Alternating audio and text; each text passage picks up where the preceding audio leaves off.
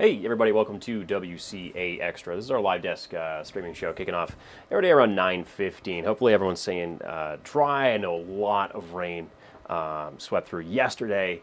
We'll touch on that with Peter in just a bit. But before we get into the weather here, we're going to jump in with our Calvin Cutler. So this actually caught my eye yesterday, Calvin.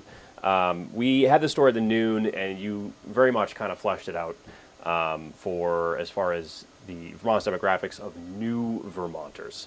So first off, thanks for coming on. First off, yeah, Absolutely. Thanks for having me. Always a pleasure. absolutely. So we got this new data. It's U.S. Census data. I guess I'll just really kick it off here. You know, we got a big influx of people coming to this state. Where are they coming from? It's interesting. Yeah. In terms of in-migration to the state of Vermont, we've known that really since the pandemic, since 2021, we've seen an influx of people coming in. And, back a few years ago, we called them pandemic refugees. And, we now have more solid data to show that we are seeing year-over-year trends of people coming in. And in terms of where they're coming from, there's states like Massachusetts, Colorado, Connecticut, Pennsylvania. So some of them are right in our backyard, as in Massachusetts, but others like Colorado have similar values, similar environments, similar economies to Vermont. So it's really interesting to see, the data sort of laid out in one place of where people are coming from. And it's interesting, in 2021, there was about 14,000 or so people that came in to the state of Vermont, many of them, looking for a safer place from COVID, many of them working remote jobs. In 2022, there was about 4,000 or so, a little over 4,000 people that moved to Vermont.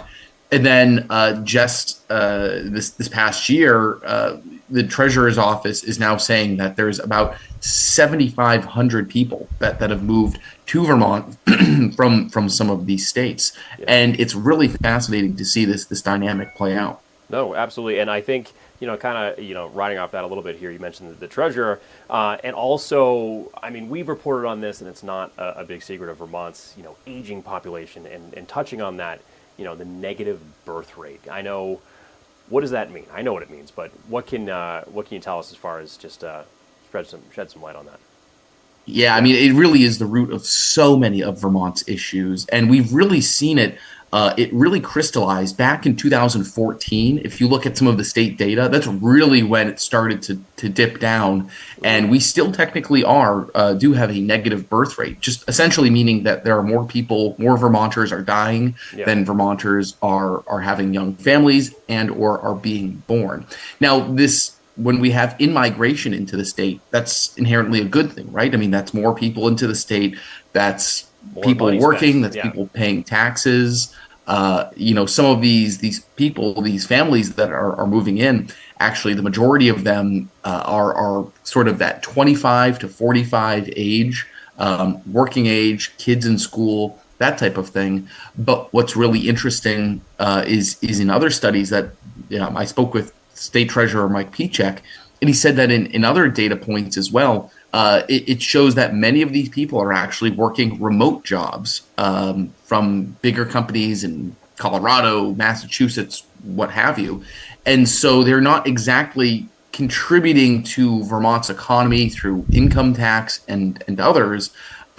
So there's that piece of it, but certainly though, having people here in the state is a good thing, but it's not necessarily organic growth where you have Vermonters that are being born and staying here and raising their families here. It's in migration. No, absolutely. And I think that is, maybe the greater catch-22 of it all is that we have more people, and that's great, and we're spending all this money. But then, like you said, if they're, doing something like working remotely, it's not the full bore. It's not quite there. But yeah, really interesting information, and again, just a good gauge as far as, especially post-pandemic, where I feel like a lot of people wanted to move, and they said, "Oh my, wow, I can, move to another state. I can work, do the same job, but I can live in beautiful Vermont." Is definitely a big part of it. So But It definitely is. And I'll say just, I mean, last point on this, John. yeah. I mean, earlier this week, we also had a story about remote work and Yeah. sort of what is the future of Vermont's government buildings and how many state employees are remote. And a huge swath of the state employee workforce is remote or works at least part-time remote. Many of them were hired with, these jobs knowing that they are full remote. And we are in a completely different place in terms of what the American workforce looks like, what the physical footprint is of where you clock into work, where you can live, what job you live.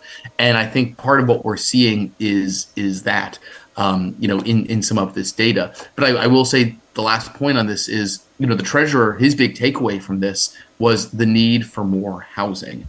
Having these people moving into the state, many of them, as I said, in that 25 to 45 age bracket, it just, from the treasurer's perspective, highlighted the need for more missing middle starter homes, middle income homes to help people move through those income brackets. So we said that, heading into the session, that should be a top priority of the Scott administration and of lawmakers. No, absolutely. Again, it's it almost seems like it's I don't want to say a compounding problem, but there's always one other thing to take in consideration when we have something like this. We have more people, well, we need more housing. So, Calvin, thanks so much for hopping on it again, just to shed some light on this kind of stuff.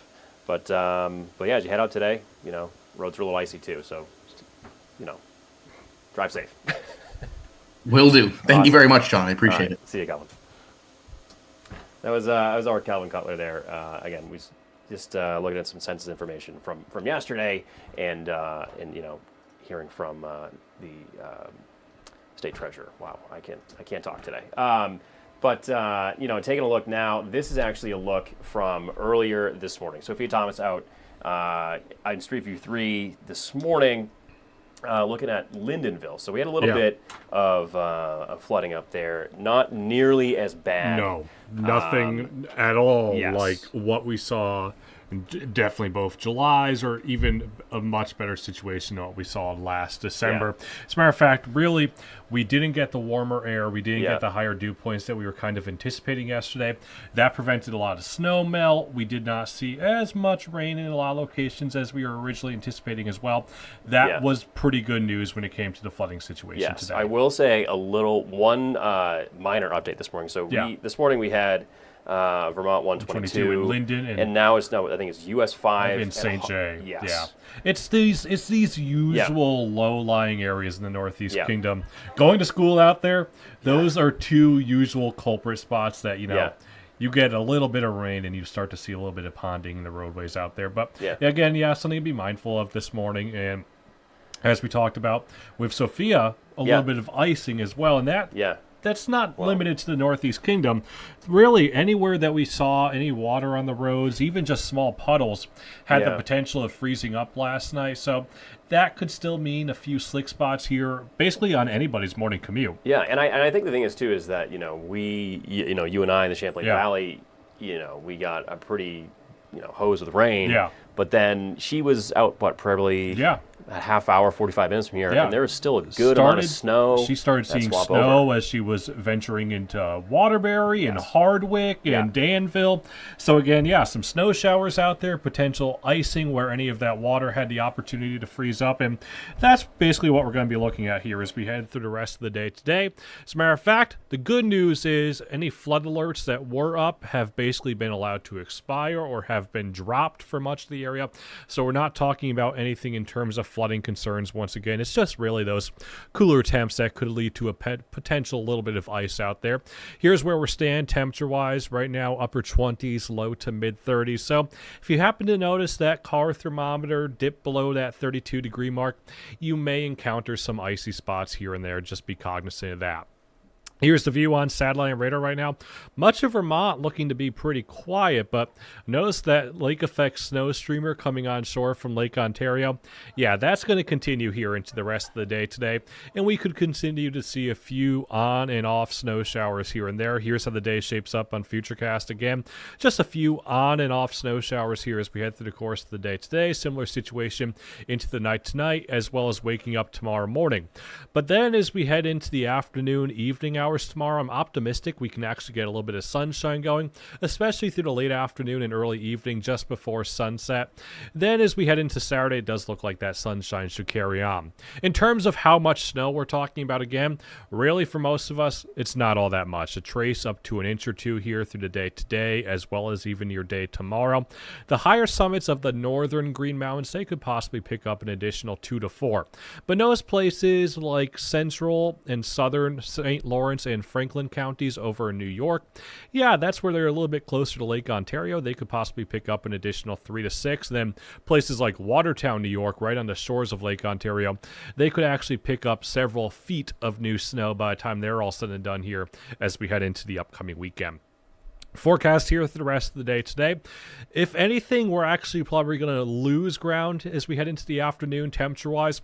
Most of us in the 30s right now. Most of us should be back into the 20s here as we head towards later this afternoon and evening. Mainly cloudy skies overhead. Comes with a few snow showers here and there. Tonight, overnight lows, they fall back into the single digits and teens. So just realized I have a spelling error in there. Doesn't say cool, it says coo. Where? Coo. Coo. Oh, Not wow. cool. Coo. A few snow showers also possible here through the night tonight. Head into your day tomorrow. Again, a bit of sunshine starting to emerge here through the afternoon and evening hours tomorrow, but temperature is pretty cool. Generally talk high temperatures in the teens and 20s here through your Friday. Now look at that 7-day forecast. Looks like we'll keep a little bit of sunshine going here into the first half of the weekend. Clouds start to make their return as we head into Sunday. That gives way to the chance of a few more rain and snow showers here as we head into the start of next week. Temperatures, though, warmer for next week, back into the lower 40s here for Monday and Tuesday. Pretty cool. Pretty cool. Speaking of that, this is very random, but Coos County. We know Coos County. Yeah. Out in Oregon, there's Coos County. Okay. And they are the Yep. exact same spelling. It's the exact same And spelling. I tried to say Coos the first time I came here. Or Coos the first time I came here, and I was scolded. So it's always good to brush up on some stuff like that. Yeah. Yeah, Peter. But yeah, thankfully, all things considered, Yeah. not that bad. Not that bad. But No. definitely drive safe. Make sure Yep. you're not slipping and sliding. Yeah. And I think by this point, everybody has their good amount of people have their snow tires on. Have and their snow tires on studded and all that. are basically mindful of the fact that we've Yeah. settled into winter driving habits. Do you have chains here? Chain up areas? You trucks, know, trucks probably do. I think yeah. there are portions of trucks that I have chains areas. in my car. Oh. I have snow tires too. But Yeah, yeah. yeah. I don't know. Anyway, drive safe. But Yep. Peter, thanks. And of course, you can see Peter and I again in a couple of hours on Channel 3 News at noon. All of our evening shows and all of our content at WCAX.com. But yeah. Anyways, drive safe.